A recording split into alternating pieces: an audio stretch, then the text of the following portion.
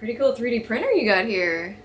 It's kind of dark in the room though. Can we turn on the light? Oh yeah, sure, let me just switch.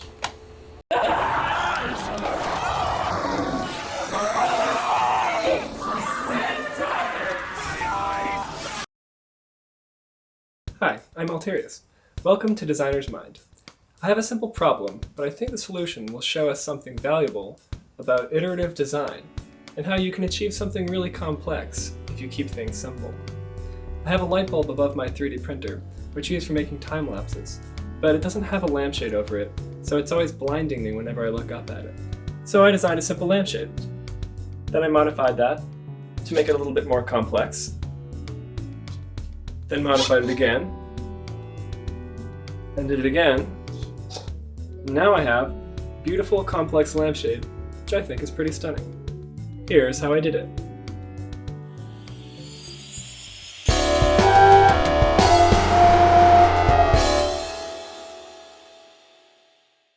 For the design, I'm going to use Fusion 360 because it's one of the most capable CAD programs that you can get a free license for if you're a student, an individual creator, or a startup. So first, I started with the design constraints and requirements. In this case, it's pretty simple.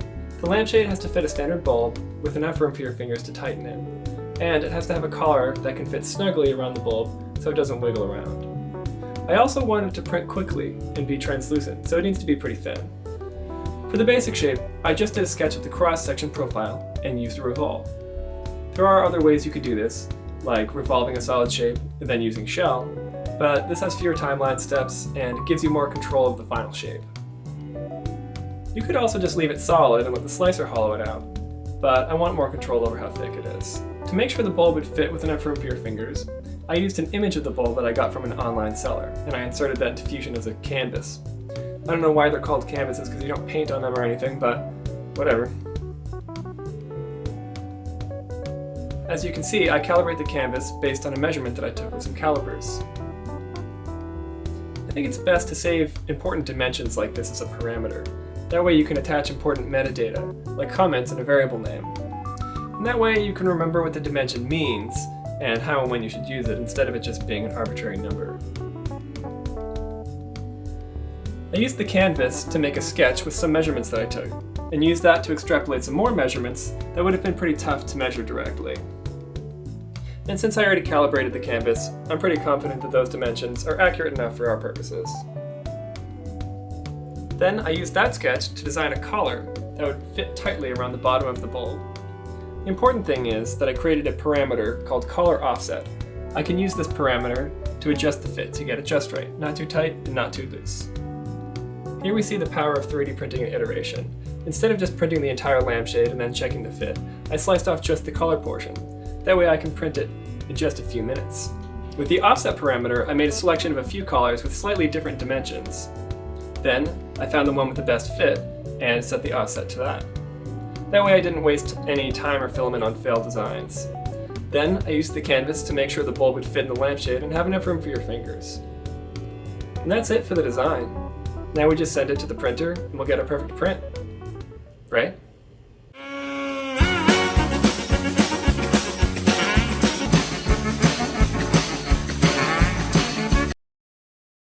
Well, that was an epic fail. I didn't make enough of a brim, so it didn't stay stuck to the bed. To fix this, I just increased the brim size, then I added some Z-hub so the nozzle won't pop into the print, and voila!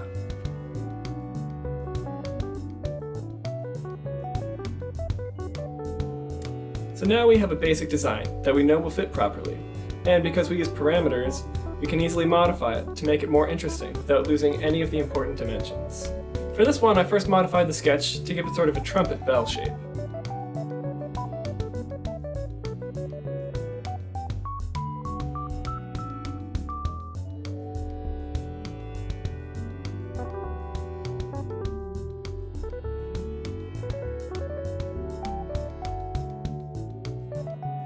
Then I tried to make a design inspired by the Make Anything Printception vases, but I couldn't get it to shell because Fusion won't shell things with sharp corners. So in the end, I made an awkward workaround by just having the coil wrap around the basic lampshade shape, but this would be way too thick for what I want, so I abandoned it for now. But let me know if you'd like to see that design printed in the future. Here's where things start to get interesting. I modified the basic shape using a thin ribbon sketch, which I extruded through the entire thing as an intersect.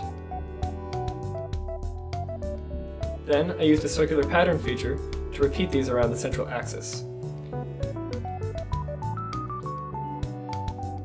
Then I separated the top and bottom portions of the design so that they would stay solid.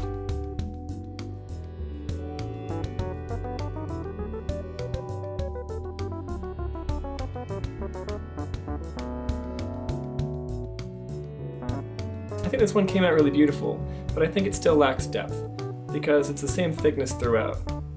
We can make things a lot more interesting by just adding some simple chamfers on the edges of the ribbons. Now the thickness of the walls is varied on each ribbon, so we'll get a nice depth effect, as more light will pass through the thinner sections. And lastly, since we used parameters, it's easy to just change the width of the ribbons and add way more of them to brute force increase the complexity. That's how art works, right? Okay, so I decided to print this in this cool color-changing PLA, and it changes colors based on temperature. That way the lampshade will slowly change colors as the bulb warms up. Check that out. It's pretty sweet, right?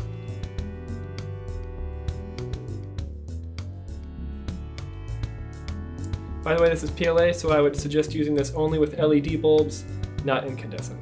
And finally, I just got a ludicrously large resin printer, so I went ahead and printed off one of them in this nice blue resin.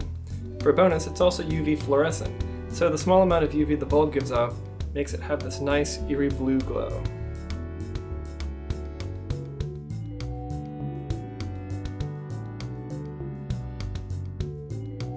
From the steps we used, you can see we started with a simple design. We kept it organized and versatile using parameters, and we slowly made it more and more intricate through iteration. I just think that's neat. What do you think? Anyways, thank you. I hope you liked it. Please get subscribed for more in the future. I have a huge pipeline for future videos lined up, and let me know if there's a design or 3D printing project that you want to see me tackle. But for now, be kind to everyone, especially yourself, and keep making awesome stuff. Thank you. So cool.